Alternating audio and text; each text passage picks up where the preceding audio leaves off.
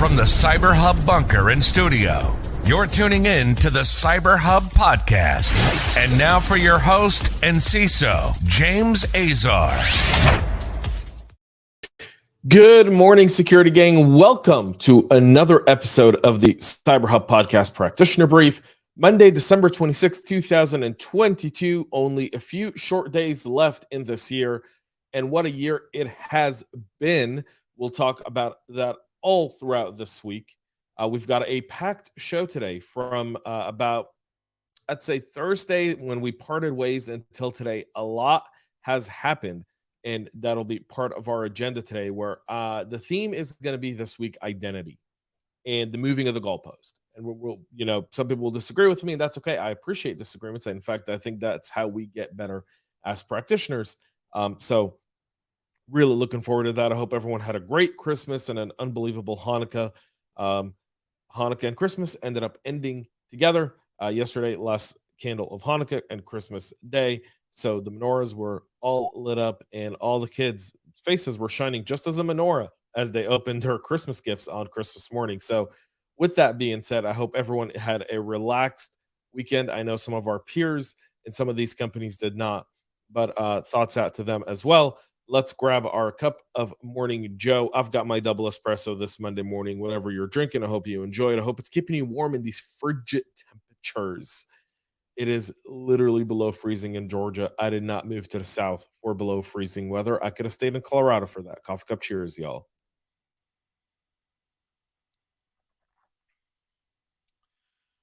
Some quick news to go over. Microsoft has quietly patched the Azure Cross-Tenant data access flaw. This was a flaw we talked about several months ago. It's now been patched silently, essentially. The patch was initially launched. The patch was bad. Now there's a new patch. This new patch is good to go according to Microsoft. And so you want to make sure you get that patched if you're in the Azure Cross-Tenant environment.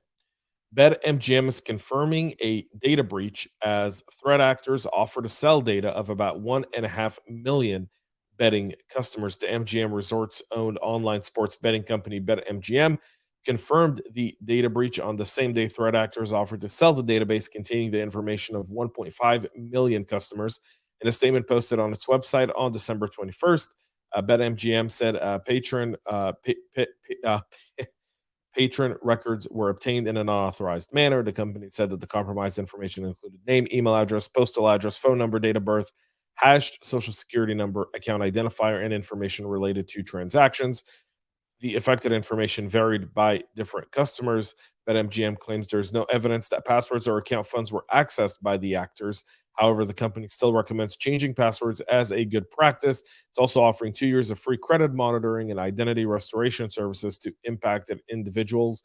The firm believes that the incident occurred on November 22nd and believes that the intrusion occurred in May, meaning they sat in their environment for a minimum of 5 to 6 months. In a post on a popular cybercrime forum, someone claiming to be the attacker offered to sell the database containing nearly 1.57 million records from November 2022, allegedly associated with any customer who has placed a casino wager. The message also said that it's a BetMGM, and so you can obviously see that. And that's another kind of breach to walk us into this. But 6 months in your environment and you don't even know. Kind of leads me to believe where's your detection and so forth. There had to be some failures along the way here. It'd be interesting to see the lessons learned from BetMGM. My hope is that they're transparent about how this happened, so that we can all be better because of it. The GU malware loader is utilizing a new technique to evade security software. Security researchers have exposed a wide variety of techniques adopted by the GU loader to evade security software. The new shellcode anti-analysis technique attempts to thwart researchers in hostile environments by scanning entire process memory of any virtual machine-related strings, according to CrowdStrike. The GU loader, also known as CloudEye, is a visual basic script downloader that's used to distribute remote access Trojans on infected machines. It was first detected in 2019.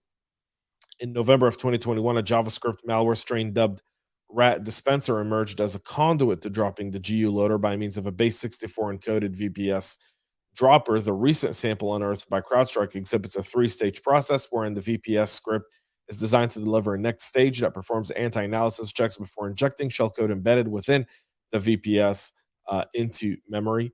The shellcode, besides incorporating the same anti-analysis methods, downloads a final payload of the attacker's choice from a remote servers and executes it on the compromised host. This includes anti-debugging and anti-disassembling checks to detect the presence of remote debugger and breakpoints, and if found, terminate the shellcode. The shellcode also features scans for virtualization software, something very, very advanced. Let's have a conversation about LastPass. For all transparency, I am a LastPass customer, and I will continue to be a LastPass customer. And I say that because over this year, we've seen that the goalpost has moved from endpoints to identity.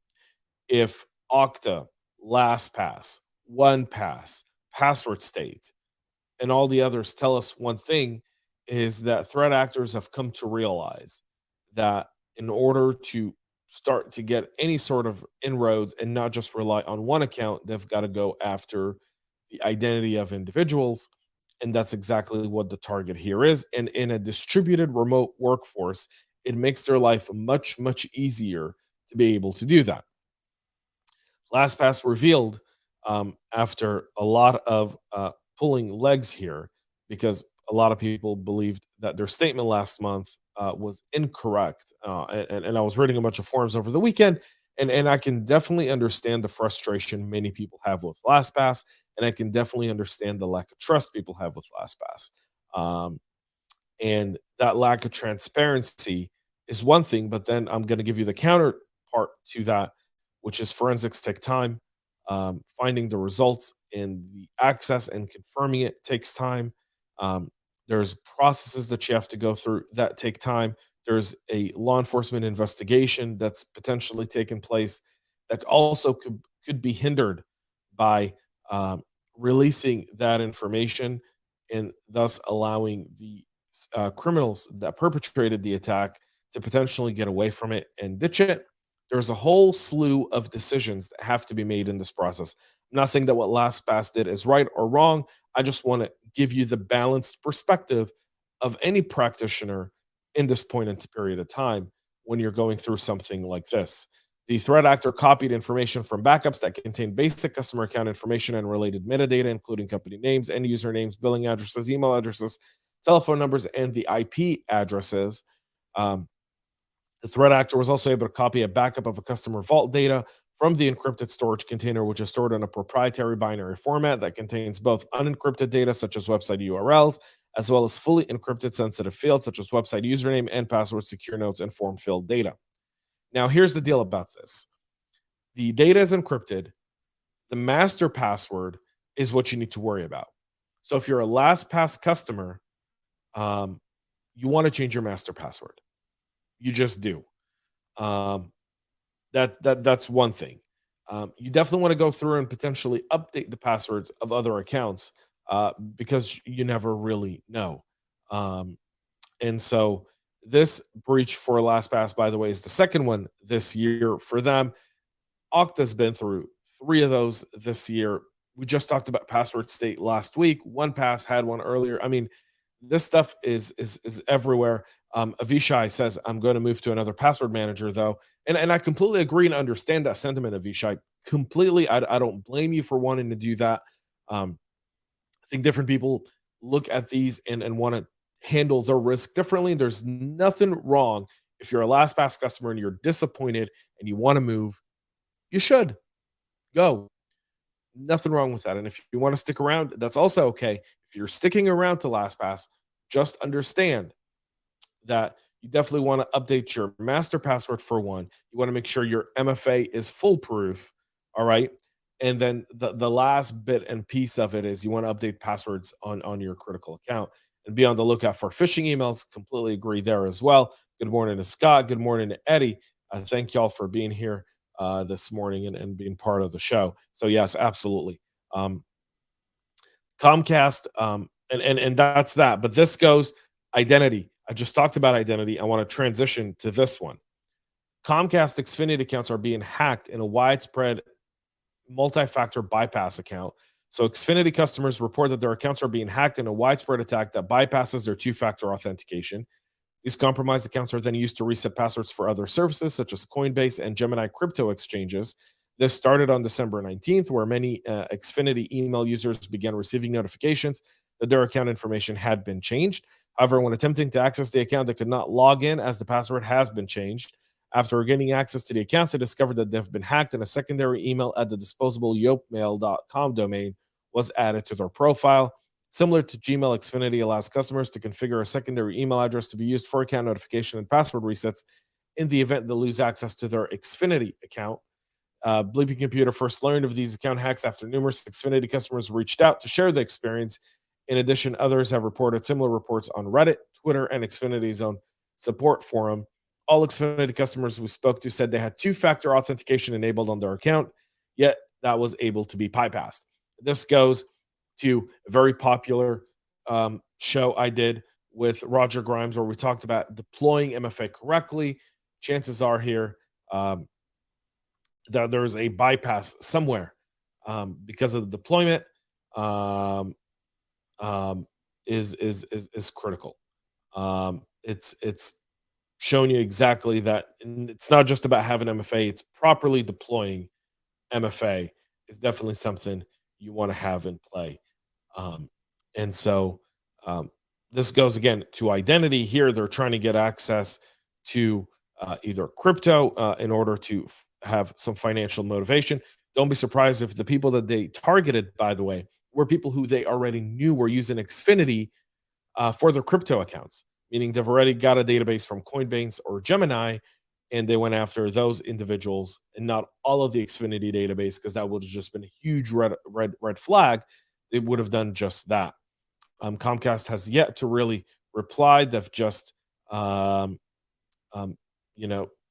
haven't yet posted an official response to this. They've been responding to customers, but not to any media inquiries. So there's that. Finally, we'll end this morning's show with China's ByteDance admitting to using TikTok to track journalists.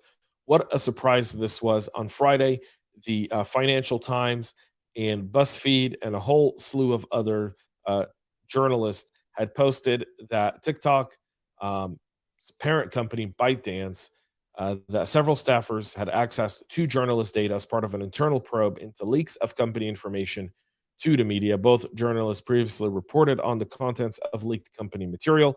None of the employees found to have been involved remained employed by ByteDance, according to the company. Somehow, I don't believe it. These were likely, if people understand how China works, anyone who's working for a China government-backed organization like ByteDance has some sort of allegiances to the Chinese Communist Party and will do their work for them. The people who are access this information are potentially are no longer there. And again, I don't believe anything that comes out of ByteDance. I don't believe anything that comes from TikTok. There needs to be a ban. The new budget that was passed bans TikTok from all government, federal, and state government devices. That's one good step. We need to ban it completely. In the US, it is a PSYOP used by the Chinese on our children, on our population, and it needs to be dealt with. And Congress needs to move their back end and get that done as well. So there's that there too. So, China continues to be on the move here and continues to continuously just lie and then accept the lie. Friday being a Christmas weekend when the story dropped, people weren't paying a lot of attention, but don't let this one slip. And tell your family and friends if they're still in town, if they're sticking around until New Year's, if they've got TikTok, it's another reason to show them why they should not have it and move forward. Not that anyone else is better, but I'd rather my data be with Facebook and Twitter than I would with China. And I don't have a TikTok account. I've never downloaded the app and I won't. Thank y'all for tuning in. I hope everyone, we went over, but a lot happened and I wanted to be very thorough here. Thank y'all for tuning in. Thank y'all for being part of the show. This week, we'll continue to wrap up stuff that pops up, as well as kind of talk about identity versus endpoints ahead of 2023. Thank you all for tuning in. Have a great rest of your day. Have a great week. Hopefully, if you're off, you're relaxing and taking some time away. And most importantly, stay cyber safe. We love feedback, so make sure to connect with us on social media and subscribe to our podcast on your favorite podcast listening platform.